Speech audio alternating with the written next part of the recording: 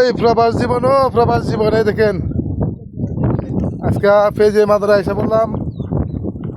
কত বড় বড় পেজ দেখেন পেঁয়াজের আলু ওই দেখেন মাদারা আর যারা যারা আসতেছেন নতুন আসতেছেন এই দেখেন এসব জায়গায় থাকতে হইব যারা ফুলের বাগান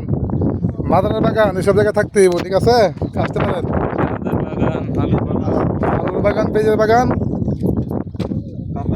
ওই দেখেন কাফেলা করে নেবো বুঝছেন